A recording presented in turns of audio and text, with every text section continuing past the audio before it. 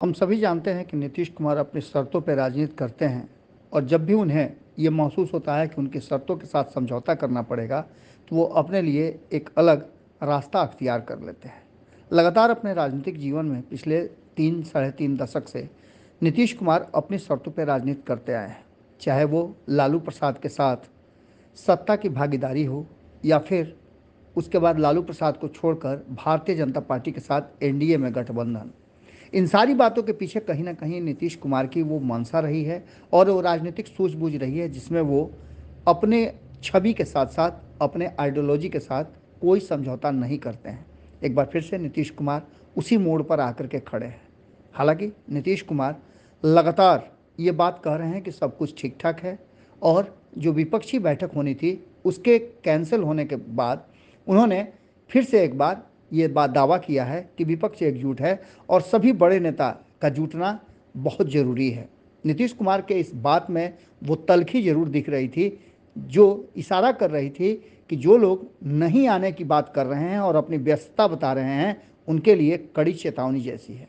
नीतीश कुमार वर्तमान में कई तरह के झमेलों में फंसते नजर आ रहे हैं। पहला तो ये कि कहा यह जा रहा है कि नीतीश कुमार पर कुर्सी छोड़ने का दबाव है, यानी मुख्यमंत्री की कुर्सी हस्तांतरित करने का दबाव है। तो वहीं ये भी बात कही जा रही है कि विपक्ष को एकजुट करने में नीतीश कुमार पूरी तरह से सफल नहीं हो पाए हैं। हालांकि नीतीश कुमार ने प्रयास जम करके किया है और इस प्रयास का नतीजा क्या होगा, एक बार इसका डेट आगे बढ़ जाने का मतलब है कि कहीं ना कहीं कोई बात तो ज़रूर है।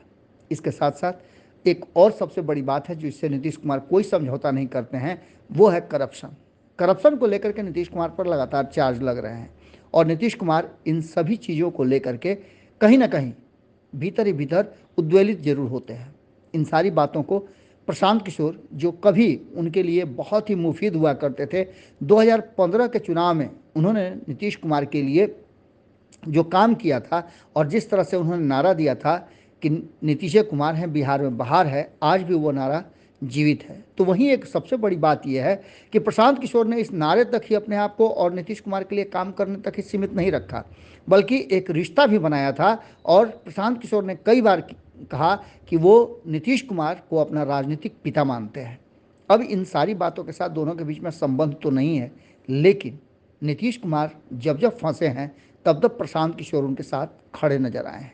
एक बार फिर से प्रशांत किशोर ने कहीं ना कहीं नीतीश कुमार को दलदल से बाहर निकलने का एक फॉर्मूला दिया है। अब देखना होगा कि इस नुस्खे को अपनाते हैं नीतीश कुमार या नहीं, क्योंकि यही नुस्खा नीतीश कुमार को एक बार फिर से बाहर निकाल सकता है। जुड़े रहिएगा भारत लाइव के साथ, अगली खबर जल्द ही आपके सामने होगी।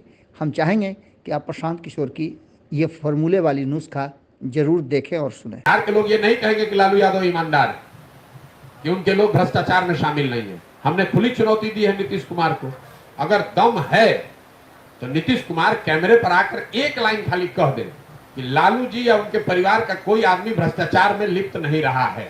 ये लाइन खाली नीतीश कुमार बोल दे, कोई अगर बुलवा दे तो आप जो कहिए मैं मानने को तैयार। नीतीश कुमार ये बोल ही नहीं सकते। जीवन भर राजनीति किया इस आदमी ने, यही कहे कि लालू जी भ्रष्ट हैं। लोगों को दिक्कत इसलिए नहीं है कि लालू जी पर या किसी नेता पर रेड क्यों हो रहा है, लोगों को दिक्कत इसलिए है कि वही नेता जब भाजपा से जुड़ जाता है तो उस पर रेड बंद हो जाता है।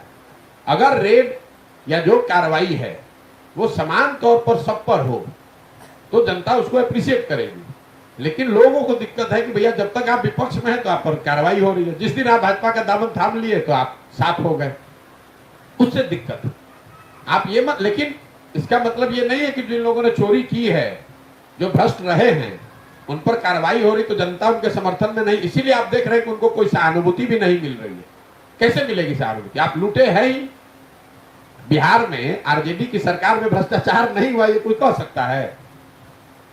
और लालू जी को कोई आज की सीबीआई और ईडी ने तो पकड़ा नहीं है। पिछले 25 साल से वो केस चला है, अलग अलग सरकार रही है, उसमें 15 साल तो लालू जी के समर्थन की सरकार रही है। अलग अलग ईडी सीबीआई के लोग रहे हैं, हर स्तर पर कोर्ट में सारे प्रयास करने के बाद उनको सजा दी गई। उसके बाद आप अगर कोई विंडिक्टिवनेस वाली बात अगर खाली व्यवस्था किसी के प्रति अगर है, वो तो आज की न बात होती भाई। ये तो 25 साल के ट्रायल में, जिसमें 15 साल तो आप खुद सत्ता पर आप ही काबिज थे। अगर ये वीडियो पसंद आई और वह बिहार के राजनीति और बिहारियत से सरोकार रखेनी तो सब्सक्राइब बटन दबा के चैनल के सब्सक्राइब कर ली। ओजे एगो घंटी बा, ओकरा बटन दबा देला से कुल सटीक और मारक खबर रुआ मुफ्त में मिल जाई। अगर रुआ पत्रकारिता के हमनी के नया प्रयोग में सहयोग कर चाहतानी तो ज्वाइन बटन दबा दी। पेटीएम नंबर नोट कर ली 9386816700। धन्यवाद।